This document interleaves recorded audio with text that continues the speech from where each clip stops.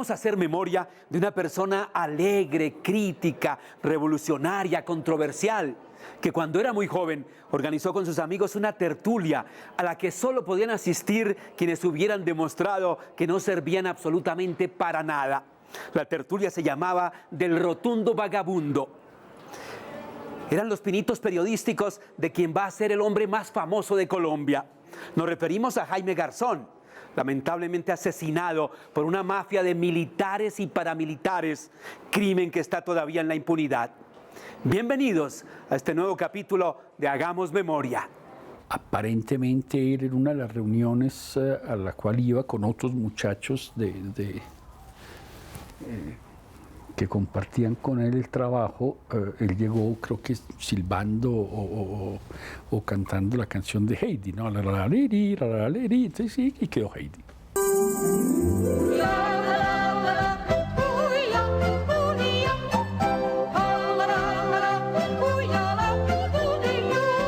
Abuelito, dime tú, ¿qué sonidos son los que oigo yo? Abuelito, dime tú, porque yo en la nube voy. Dime por qué. Era muy joven, estaba estudiando Derecho en la Universidad Nacional. Yo, mi marido y otras parejas, amigas, ya todos trabajábamos. Mientras él era estudiante, nosotros trabajábamos. Él tenía un amigo que le decía Astete, porque decía que era como el padre Astete, el de la religión, que infalible, no se equivocaba, nunca se equivocaba Astete. Lo conocimos desde muy pequeño y él hizo parte de esa red, a pesar de que era muy pequeño, de esa red urbana del ELN, donde yo estaba con viejos amigos. Él no aceptaba que en la universidad hubiera solamente gente de izquierda vestida con pasamontañas y tirando piedras. Se iba vestido de chino de college inglés, o sea, pantalones cortos y media de rombos y camisita blanca con corbata y un chaqueta, ¿no? En la Nacional, o sea, lo que es andar por la Nacional así vestido. Eso era como una mosca en leche, o sea, una vaina que no podía ser, ¿no? Estábamos haciendo un periódico que se llamaba La Gente y que se distribuía en Bosa. Entonces, mi esposo y yo íbamos con nuestros hijos en Bosa y los niños también nos ayudaban a distribuir los periódicos. Y entonces, ahí mismo conocimos a Jaime, que también nos colaboraba en este periódico. Éramos todos de una izquierda que se estaba volviendo cada vez más rápidamente una izquierda democrática, o sea, una izquierda que entendía que el proceso que había sido muy fuerte en los años 60 y 70, por el cual se creía que a raíz de la Revolución Cubana y de todo esto lo que iba a pasar era que la izquierda iba a tomar el poder en todos los países, había que revisarla y que el problema era más un problema de generar un movimiento, de generar una conciencia política en la gente. Entonces nos estábamos ya trasladando a ser una izquierda más democrática porque estábamos más buscando la participación de la gente. Nosotros llegamos a Bogotá precisamente en esa coyuntura de la amnistía, ¿sí? De la primera amnistía, y en ese sentido fuimos como los primeros amnistiados en Colombia, ¿no? de esa etapa. Y entonces ahí empezamos a vincularnos nuevamente y a encontrar como los compañeros también como de la vida legal dentro de esa militancia. Y allí entonces empezamos a reunirnos. Yo no recuerdo exactamente, yo sé que nos reuníamos en la casa de Hernando y Miriam, y ahí estaba él, pero él era un sardino que nadie le paraba bolas. Y él, muy hábilmente, muy inteligentemente, yo después lo vi y lo hemos analizado, él empieza a buscarnos a las mujeres. Y a la primera que empieza, yo entro a trabajar al Ministerio de Justicia con Rodrigo Lara, y él empieza a buscarme, era en la 12, era el Ministerio de Justicia. Y él va y me espera a la salida a la hora de almuerzo y como era un sardino, yo lo invitaba a almorzar porque yo sí trabajaba y estaba ya ganando algún dinero. Y entonces yo me moría de la risa con él. Todo lo que decía a mí me producía una hilaridad, un gusto, entonces yo la pasaba feliz con él. Y siempre iba, y cualquiera de mis compañeros de ahí del ministerio que venían conmigo, entonces también, y se morían de la risa. Es un loco tiernísimo, porque él era muy tierno con mis hijos, sí, con los dos grandes, porque la chiquita no había nacido todavía. Emanaba, no sé cómo se dice en español, emanaba inteligencia por todos los poros, o sea, los ojos, ¿sí? Entonces, un loco muy inteligente, muy simpático y tiernísimo. En esa época yo estoy en el Ejército de Liberación Nacional y levanto una bandera que se llamó el replanteamiento.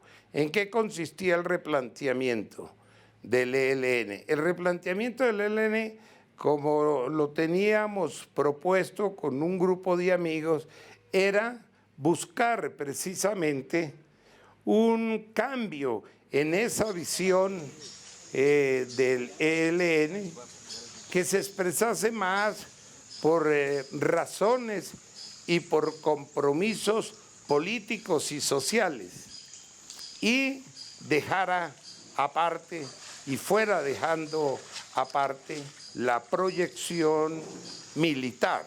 El PJ estableció contacto con una serie de intelectuales donde estaba Enrique Santos Calderón, el periodista, el Nobel Gabriel García Márquez, donde estaban profesores muy importantes de la Universidad Nacional, como el profesor Kalmanovich, como Beethoven Herrera.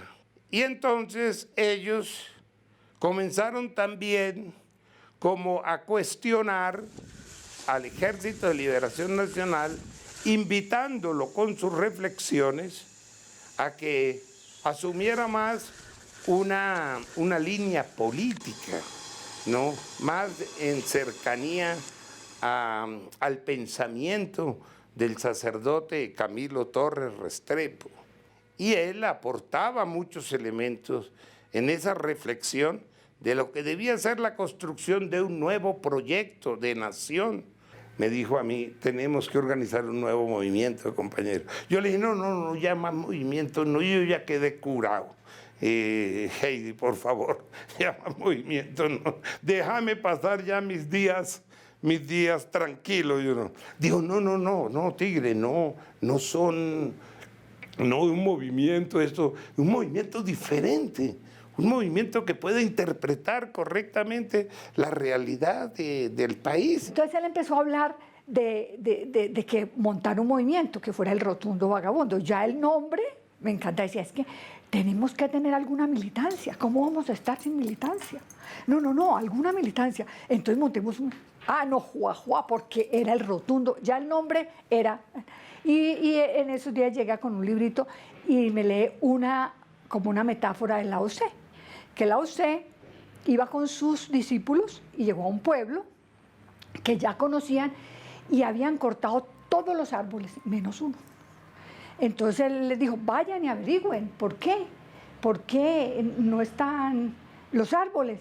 ¿Por qué? Sí, ¿qué pasó? Entonces van y preguntan, dice, todos porque lo necesitaban para madera, para hacer no sé qué cosa y tal. ¿Y ese por qué no lo cortaron? Porque ese no sirve para absolutamente nada. Ese árbol, si es para leña, echa un humo que hace estornudar. Para madera, tiene nudos. Entonces fueron ellos y entonces le contaron a Lao Tse. Lao Tse dijo, así tienen que ser ustedes. No servir para absolutamente nada. Porque cuando sirven para algo, la sociedad les da un rol y ahí los aliena. En cambio, si no sirven para nada, pueden dedicarse a ser ustedes, a introyectarse, a encontrarse con su propia esencia. Eso se llama su verdadera identidad. El centro de la reunión era Jaime. Entonces Jaime imitaba a los presidentes, fue ahí donde empezó a imitar, con un éxito total porque todo el mundo la pasaba absolutamente delicioso. Habían 4 personas que él imitaba perfectamente bien. O sea, estaba López, Alfonso López, Miquelsen, estaba Álvaro Gómez Hurtado, que lo imitaba perfecto, Belisario Betancourt y Turbay y Gaviria. O sea, casi que todos los presidentes lo imitaban. Pero no solamente lo imitaba en el sentido de hacer la voz como lo hacía él y los gestos. No, lo imitaba, pero hacía un discurso como si fuera el discurso hecho por ellos. Soy el reportero que de hoy en adelante cubrirá lo que es Palacio y lo que es movimientos del presidente. Tenemos varias propuestas para esto y una de estas es que tú mires junto con Lucía, hola Lucía, ¿cómo estás?, las posibilidades de variación de este personaje para el canal Caracol Noticias Ya.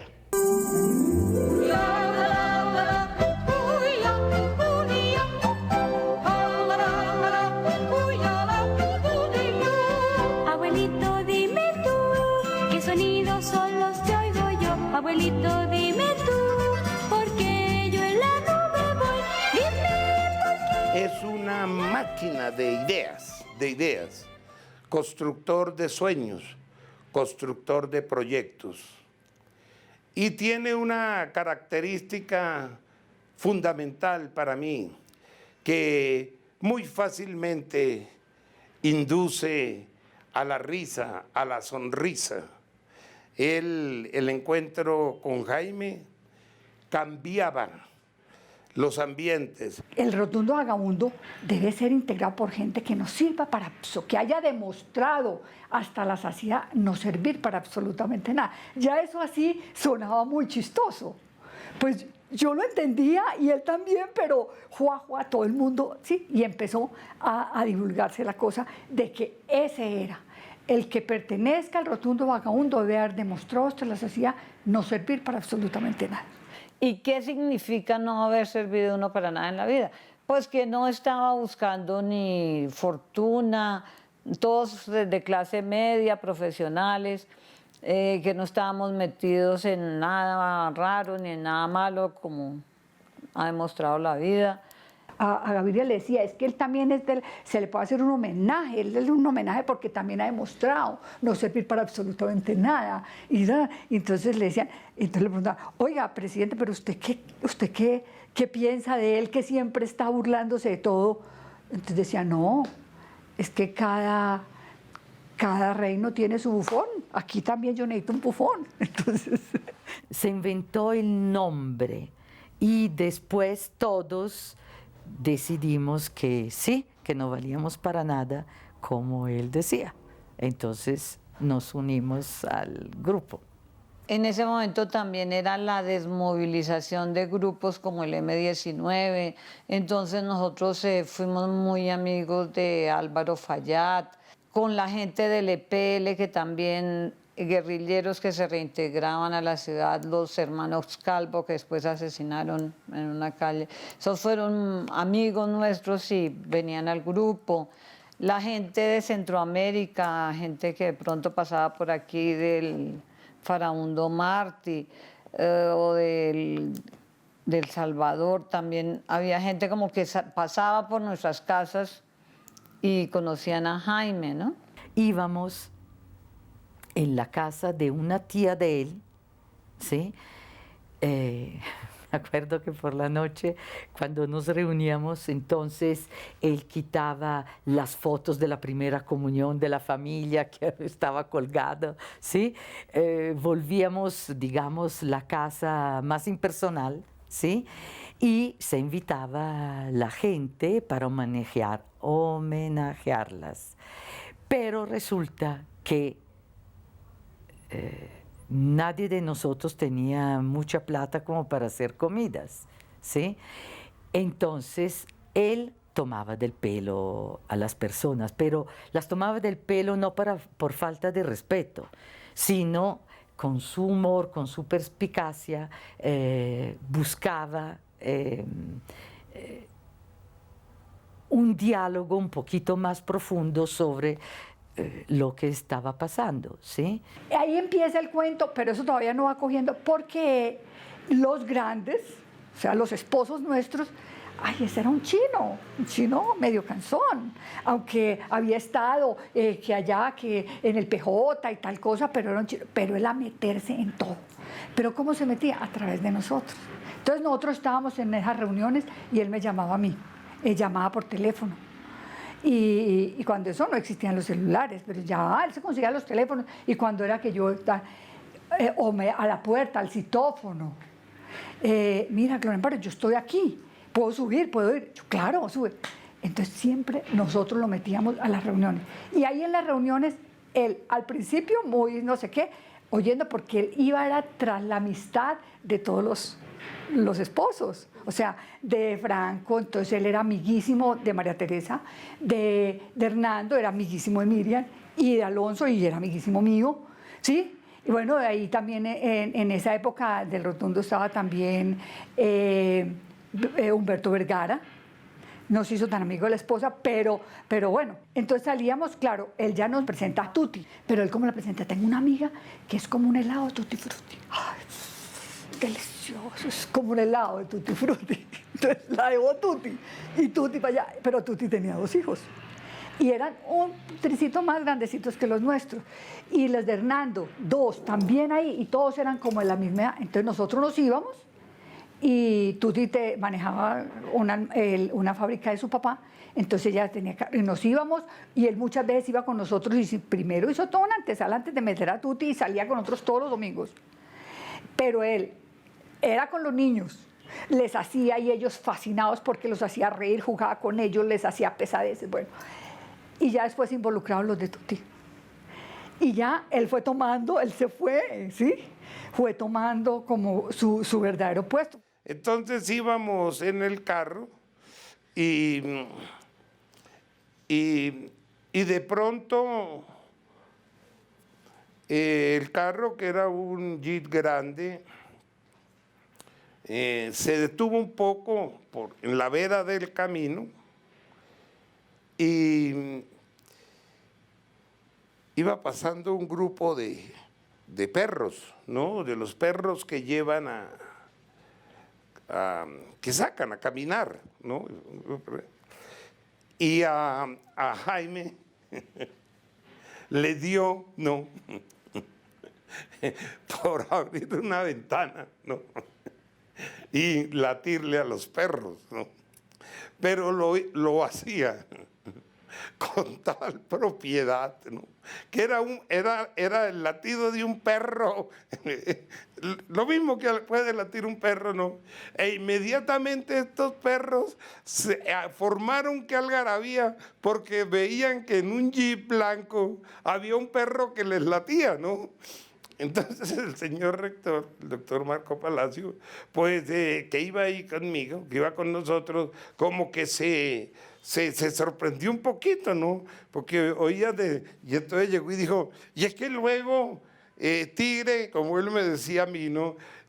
Luego Tigre, es que traemos un perro aquí dentro del Jeep. Yo le dije, no, rector, lo que pasa es que a Jaime Garzón, él todo lo imita a la perfección, y ahora resolvió imitar al perro, y mire la algarabía que tiene, porque los perros latían de allá para acá y él también les latía a los perros. El acercamiento más fuerte, digamos, fue cuando nació mi hija chiquita, ¿sí? Entonces él venía por la mañana, que sabía que yo estaba en la casa y que bañaba a la niña, ¿sí? Entonces venía y estaba conmigo.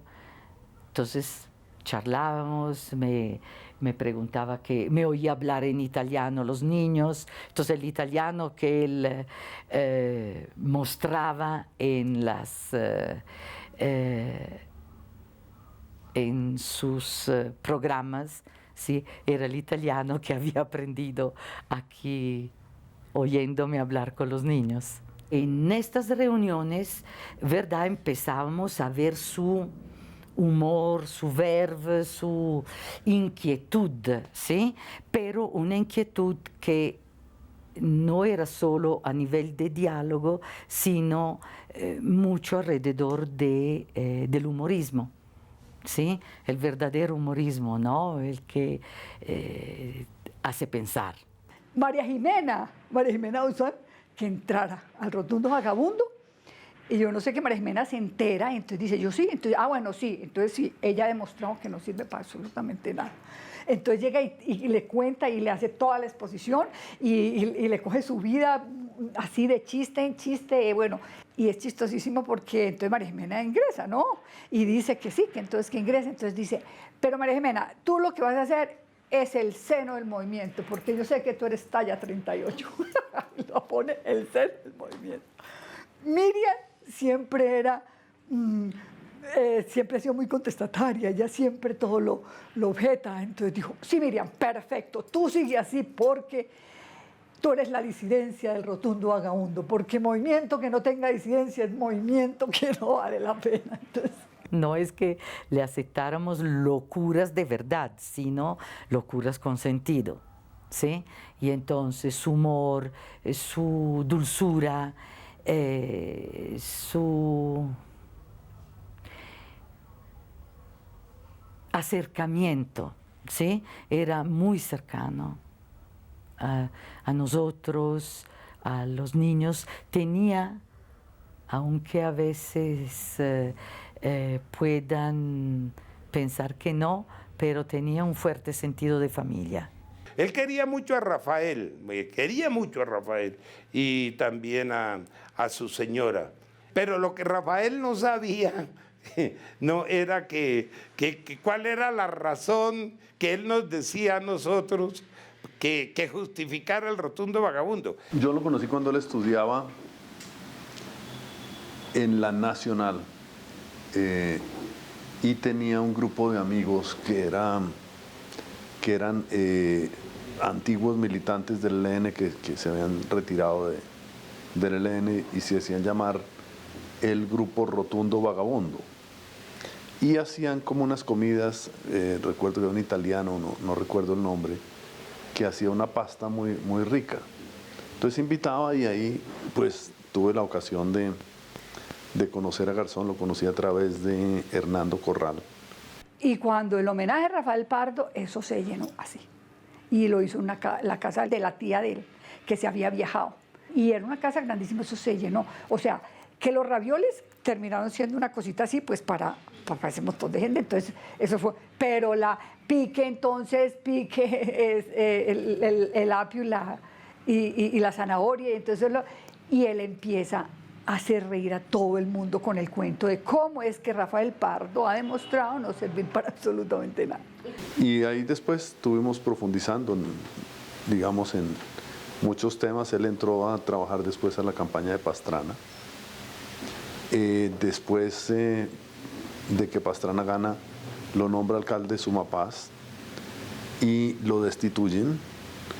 Y entonces me lo encontré y lo vinculé al Plan Nacional de Rehabilitación en el gobierno del presidente Barco. Y él siguió vinculado al Plan Nacional de Rehabilitación, estuvo muy metido en el tema de la promoción de la Asamblea Nacional Constituyente, trabajando en la presidencia. Desde aquí, desde la casa, él hizo muchas llamadas telefónicas haciéndose pasar por algún presidente, el presidente de turno, ¿sí? Entonces llamaba y después llamaba, no sé, periodistas. Una vez llamó Duzán, ¿sí? Diciéndole que no me acuerdo si era Gaviria en ese entonces, que él había nombrado para ir a España, ¿sí? Entonces, y él se hacía pasar por el presidente. Entonces, la otra creyó, naturalmente. Y más de una vez Hernando Corral, que también estaba siempre con nosotros, tuvo que llamar después a la persona y decirle, no, mire, qué pena, eso no era... Era Jaime que estaba mamándole gallo, no sé qué, porque la gente se lo creía. O sea, la gente se creía el cuento porque el tipo era totalmente convincente. Se le ocurrió, no sé si Enrique o el propio Jaime, llamar a García Márquez a Cartagena, a mamarle gallo, haciéndose pasar por Gaviria. Oiga, Gabo, sé que usted acaba de construir un palacete en Cartagena. Primero contestó Mercedes y le dijo, no, pero no como el palacete que tienen aquí los presidentes. Entonces le dijo, vea, Gabo, las cosas con este proceso de paz están muy mal. Si usted convence a Carlos Andrés Pérez, que era el presidente en Venezuela, de que usted y él nos ayuden y hablen con las FARC y con el ELN y el EPL, los que estaban en Tlaxcala, eso se puede mejorar. Yo le mando el avión mañana para que vaya a Caracas y hable. Le mando el avión presidencial y Gabo, listo. Entonces aquí espero. Entonces, pues cuando se dieron cuenta de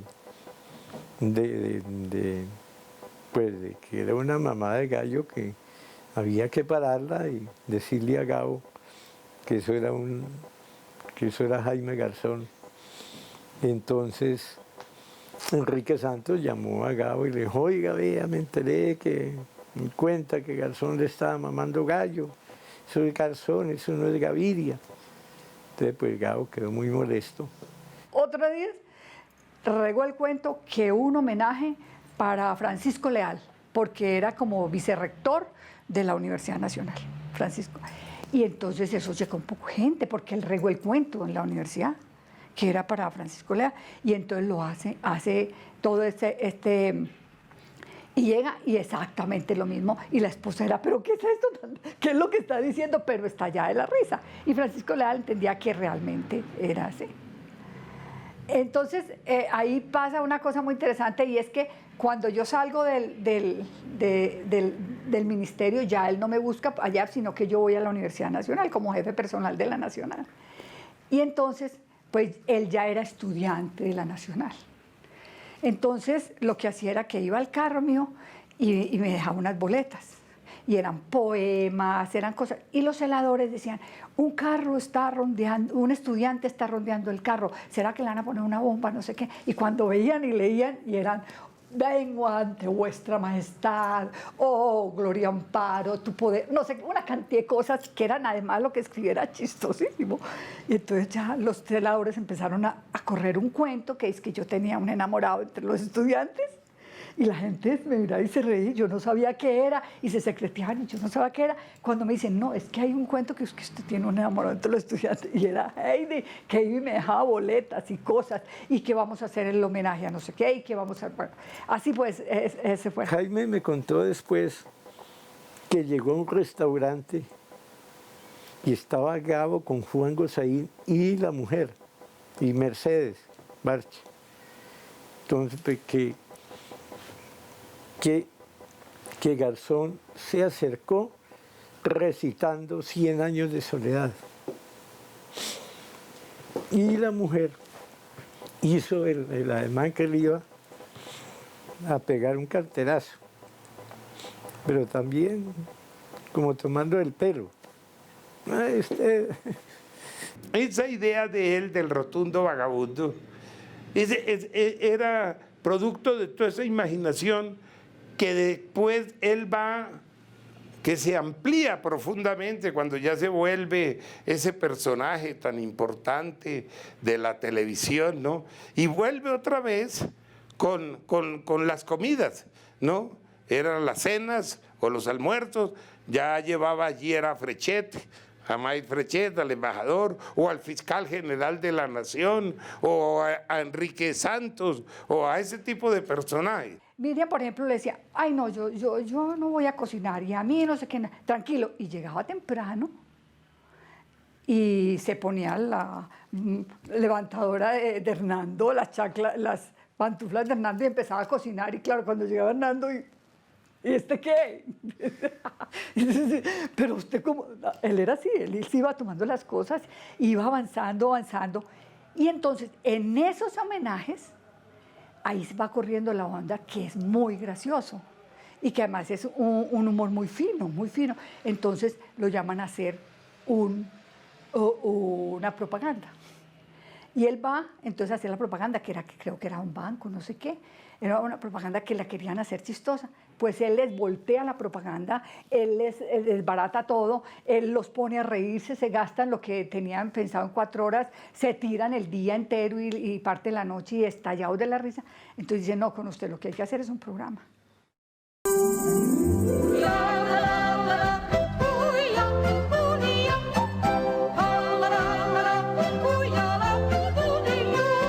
Abuelito, dime tú, ¿qué sonidos son los que oigo yo? Abuelito, dime tú, porque yo en la nube voy.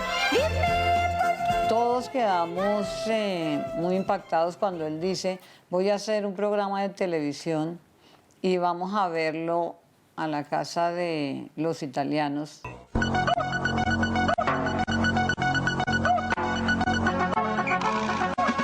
En un apartado territorio colonial, muchos criollos han sido desplazados por la guerra que allí se libra. Uno de ellos llegó a Medellín pidiendo justicia. Lo recibió el adelantado don Álvaro Uribe y Vélez, ahí todos en las mismas. ¿Vos traes fotos o problemas? Buenas, doctor.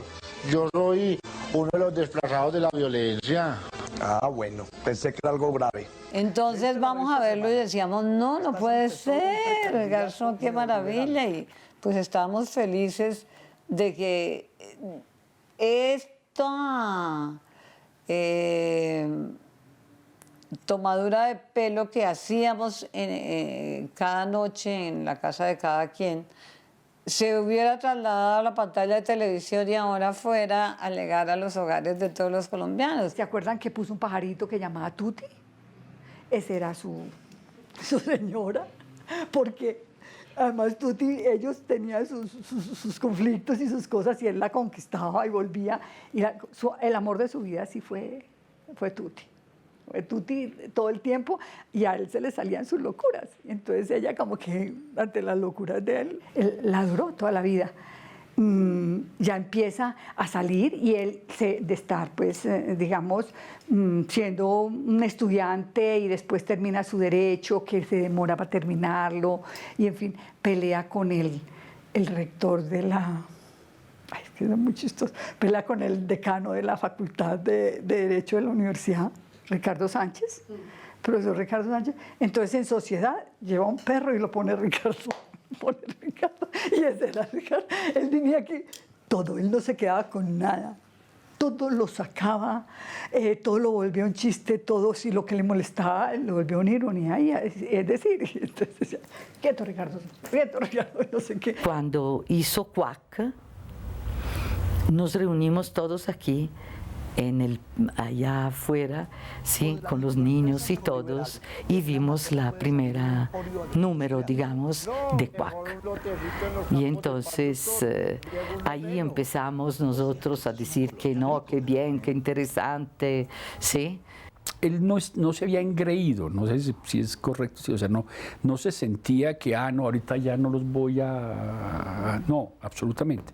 Pero sí se veía que él estaba contento por eso y le cambió, en alguna manera también le cambió su forma de vida, se volvió mucho más parrandero, mucho más trasnochador, ¿no? Pero con nosotros no cambió absolutamente nada. El universo de la televisión y de la farándula es un universo complejo. Entonces, lógicamente, se va llevando a las personas, ¿no? Y nos fuimos alejando un poquito. Nunca nos alejamos del todo, nunca. Cuando él fue alcalde menor de Sumapaz en la administración de Pastrana, ahí tomó unas posiciones que eran, o sea, los fondos que tenía los gastó para comprar colores y cuadernos y lápices y esferos para los niños de Sumapaz.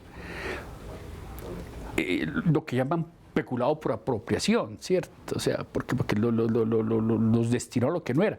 Pero lo hizo no por malo, sino porque él decía, pues que yo no entiendo por qué esta vaina tiene que ser así. Cuando aquí la necesidad es otra, gastémoslo en eso, ¿no? Sí, eso era la característica. Yo creo que esa característica se vio en todos los personajes que él hizo. Esa ida y venida del Sumapaz, ese hacer cosas por el Sumapaz, ese tal cosa, pues ahí detrás estaban las FARC. Entonces, cuando a él le piden, ayúdeme que tienen un secuestrado, él iba a hablar que por favor, mire, este, no hay esto, no, a que como que entendieran la situación. Y él lo explicaba así. Y usted empieza, lo recibe la Cruz Roja y lo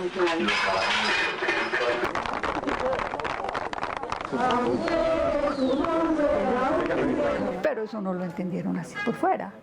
Entonces a él lo empezaban a buscar para eso y él sí veía, él decía, a ese no, yo no, porque, pero si esta es una persona que mire, que pueda haber, como que entiendan parte de la situación de esa persona, entonces él hablaba. Y ese fue como el camino a que lo malinterpretaran en ese sentido. Y él le estaba dedicando con un gran sentido, digamos, de humanidad al tema de liberar personas secuestradas. Y él se dedicaba a eso y expuso su vida. Esta vez casi se mata por ese proceso.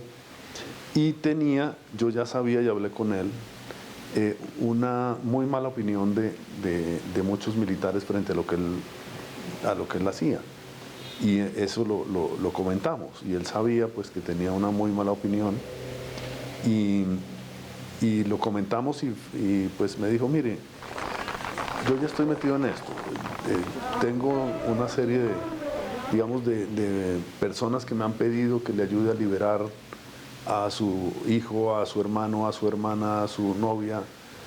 Y pues sé que el ejército o sectores del ejército piensan que yo estoy haciendo una cosa indebida, yo estoy haciendo un trabajo humanitario y no voy a dejarlo. Desde allí a mí me comenzó a preocupar mucho las actividades de él y en algunas oportunidades que tuve y le logré manifestar que efectivamente me parecía que debía tener mucho cuidado porque ese camino era muy riesgoso para él. Alguna gente se atrevió a decir que es que él hacía negocio.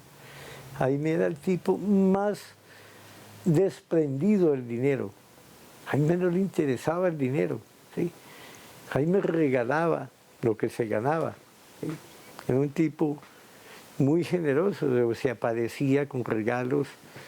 Yo me acuerdo la primera vez que yo tomé un whisky sello azul fue porque se apareció un día, me la llevó a la casa y así le pagaba la cuenta a los amigos. Jaime, el dinero para él no existía. Sobre todo los paramilitares, principalmente, creo que más que es que él era un auxiliador de la guerrilla y lo que estaba haciendo era el trabajo con la guerrilla y entonces lo volvieron como objetivo militar, porque no entendían o no quisieron entender o no querían aceptar de lo que él lo estaba haciendo era simplemente por su voluntad de colaborar a la gente. O sea, él no tenía ningún interés de tipo económico en eso. Es más, no lo necesitaba ni siquiera, porque a él le había ido muy bien con sus programas y con sus cosas. Y un día nos encontramos con Piedad Córdoba, que le habían soltado Castaño de su secuestro. Y entonces nos dijo, vea que Castaño preguntaba mucho por usted y usted lo llama Betún. Porque hacía de Liberto ahí en Volador. Y el tipo lo tiene ahí en la mira. Y me dijo a mí, y por usted también preguntó, Castaño. Ah, qué vaina, bueno, chao. Pedimos de piedad. Y empezaron las amenazas. Nos reunió en su casa de la Macarena y nos contó que lo habían amenazado. Él dice que en el Ministerio de Defensa fue allá a hablar con el comandante de las fuerzas militares y que no lo atendió y que él está muy amenazado, que el ministro de Defensa, que era Rodrigo Lloreda, tampoco lo atiende. Entonces, ¿por qué no hacemos una comida? Invitamos a Rodrigo Lloreda para que lo atienda. Entonces Rafael Pardo dijo, hagámoslo en mi casa. Entonces fuimos, le dije a Garzón y fuimos con Enrique Santos, Pacho Santos, Rodrigo Lloreda, María Jimena Duzán, María Emma Mejía, y se hizo esa comida. Entonces le dijimos al garzón, vea, cuéntele al ministro Lloreda, y él lo contó. Pero ya ahí con los tragos, Garzón empezó a mamar gallo, a decir a mí que me maten, a mí no me importa. Enrique Santos también siguiéndole la cuerda, entonces usted lo que quiere es que lo maten, sí, a mí ya no me importa. Entonces bueno, ¿y qué? ¿Cuál es la frase que usted va a dejar para que pongamos en la tumba? Y bueno, se volvió una mamadera de gallo. Pero el ministro pues sí lo tomó en serio y dijo que iba a averiguar, pero eso quedó así. Y le dijo a Rodrigo Lloreda, le dijo, mire, gente del ejército que piensa que yo estoy, digamos, haciendo algo indebido en el tema de los secuestros, entonces pues ayúdeme en eso, pues yo estoy muy atemorizado, pero voy a seguir haciendo esto, voy a seguir ayudando a la gente que la liberen, que vuelva a su familia. Y pues eso fue muy dramático. Estaba Enrique Santos también ese día allá y algunas otras personas, algunos otros periodistas. Y pues fue muy tenso. Garzón planteó su inconformidad y su inquietud frente al ministro de Defensa y a los pocos días fue asesinado.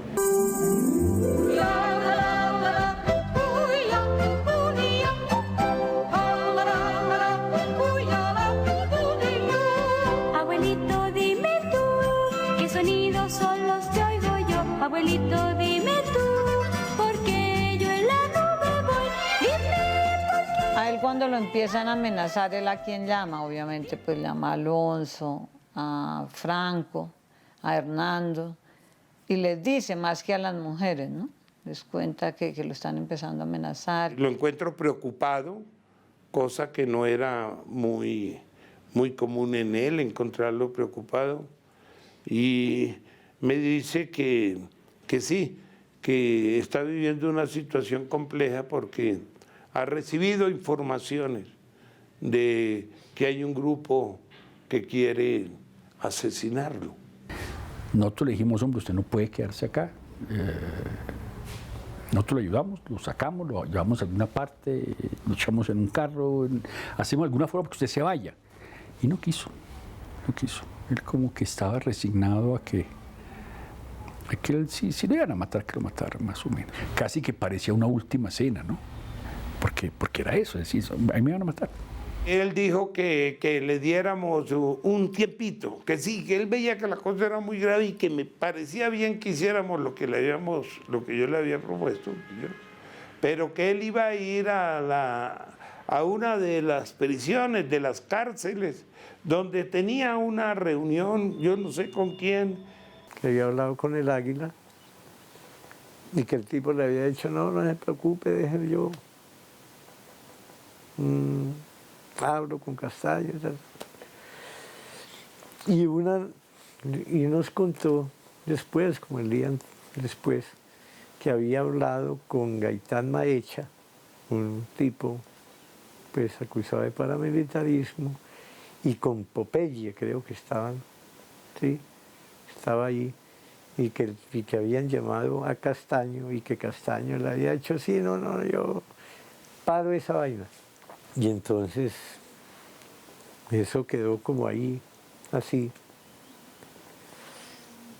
Pero la verdad es que yo creo que ninguno de los amigos lo tomamos así tan en serio, que fueran a matar a Garzón, ¿sí?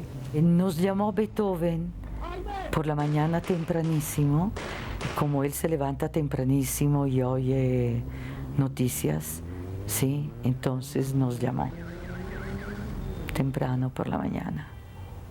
¿Qué había pasado? Muy duro, sobre todo porque no era justo. Era esas muertes injustificadas.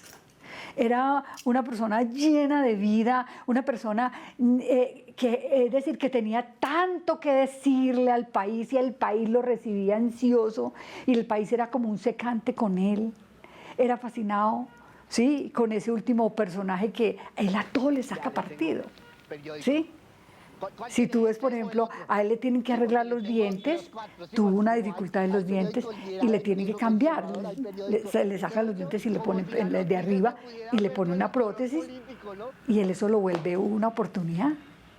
Ahí él crea el embolador. Está algo así como, ¡pum!, se estrella de un par de manes, ¡tan!, se sale la jeta. Y entonces, no, desde la visión política liberal, los manes no se dieron de la jeta, había un acercamiento, ¿cierto? De una irreverencia impresionante, no importaba quién fuera.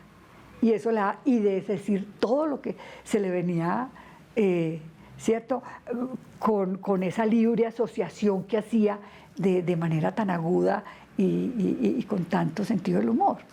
Entonces, para nosotros fue realmente un vacío muy, muy tenaz. Nosotros inmediatamente, pues, nos fuimos, aquí están mis hijos todavía, nos fuimos allá al sitio del asesinato, no, ya llegamos y todo eso ya estaba acordonado.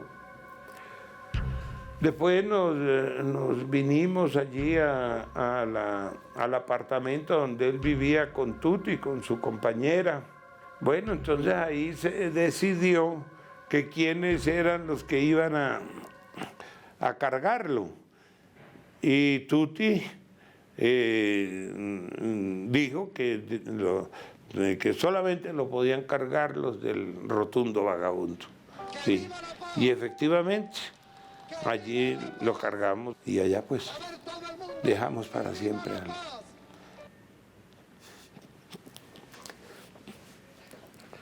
la sonrisa que los sicarios le robaron a la sociedad colombiana. Queda un dolor, pero también como una culpa, porque no lo amarramos, porque no lo cogimos y dijimos, venga, usted no me manda, usted va, ¿sí? Venga, porque todo. No, ese respeto que entonces cuando él dijera, entonces ese dolor y esa culpa de que, ¿por qué lo hice? ¿Por qué? ¿Por qué nosotros no fuimos capaces de decirle, no señor, aquí vamos a tirar la línea nosotros, si ellos tenían, y si de alguna manera había tanta autoridad con él?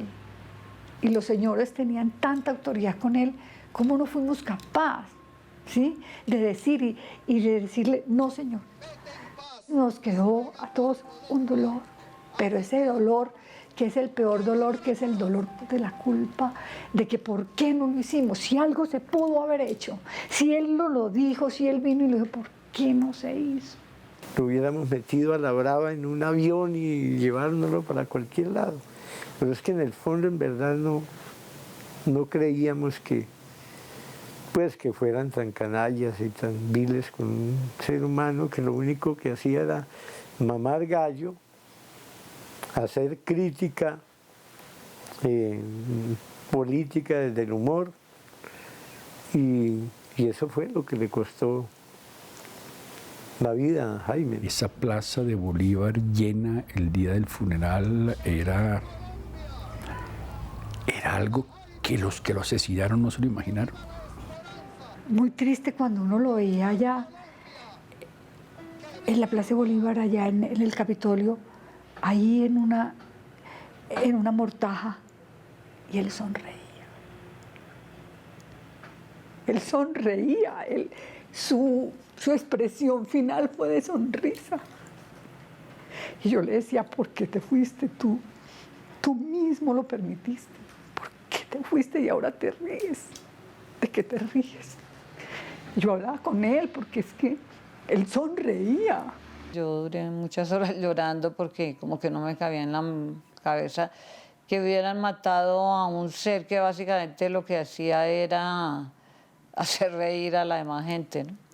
Porque él nunca estuvo ni con armas, ni estuvo comprometido en nada malo. Que fue una persona buena, fue lo que fue Garzón siempre, una persona buena y generosa Y sí, como te digo, con ese don tan maravilloso, no solamente el don de su inteligencia, sino el don del humor. A nosotros nos ha hecho mucha falta, pero bueno, ¿qué importa si nos hace falta a nosotros? Pues ¿qué le ha hecho falta al país? Sí, porque es que el país tenía una válvula de escape a todas sus cuitas, porque él todo lo volvía humor, él todo lo volvía gozo, ¿sí? Y además que lo dejaba uno reflexionando, él dejaba a todo el mundo pensando y reflexionando, pero era de un gusto oírlo, era de una dicha oírlo. O sea, eso tenía muchas dimensiones y nos dejó un vacío muy grande. Yo creo que, no, pues, el Rotundo se ha seguido reuniendo, pero siempre estará en el centro, está él. Siempre lo recordamos. Y cuando Heidi, porque él nunca le dijimos Garzón, ni Jaime, siempre fue Heidi, porque él mismo se puso ese nombre. Entonces, él era como a jugar al grande cuando estaba muy pelado, ¿sí? Y por eso se metió a la izquierda, ¿sí? Porque era muy inquieto, él sí quería jugar un papel político, Pero había, por ejemplo, un detalle que a él le gustaba mucho, una canción que decía "Para morir de otra manera". Y métale a esa canción, eso va dejando, y murió de otra manera. Yo creo que también él tenía un deseo de inmolarse, de inmolación. No tan pronto, no tan rápido, pero sí en algún momento él quería inmolarse. O a niveles inconscientes estaba eso de jugar un papel importante. Y no le importaba si le tocara entregar la vida. Y lo hubiera podido seguir jugando, porque él lo hubiera aglutinado. Él también tenía pensado la generación ya, no de un Rotundo vagabundo, sino de un movimiento coyuntural fuerte que jalonara cosas importantes. Él entendía muy bien el sentido de la coyuntura, cómo incidir en una coyuntura. Y en los últimos años, los últimos añitos lo venía haciendo, ¿sí? Jugando, articulando contactos, lo venía haciendo. Castaño, él en su libro dice que lo mandó matar y toda esa cuestión. ¿Sí? Él lo dice, creo que lo escribió. Y es posible que sí, efectivamente él haya sido el que lo mandó matar, pero ¿quién estaba detrás de todo eso? Tiene que ser alguien muy potente, muy poderoso, que no sabemos quiénes son. O por eso no podemos decir quiénes son, porque no tenemos pruebas de que sean ellos. Pero eso es lo que ha pasado. Y ese mandante es el mismo, posiblemente es la misma línea de mandantes, lógicamente ahorita serán los herederos de los mandantes iniciales y ahora los herederos de los, que viene desde la época de Gaitán y antes de Gaitán.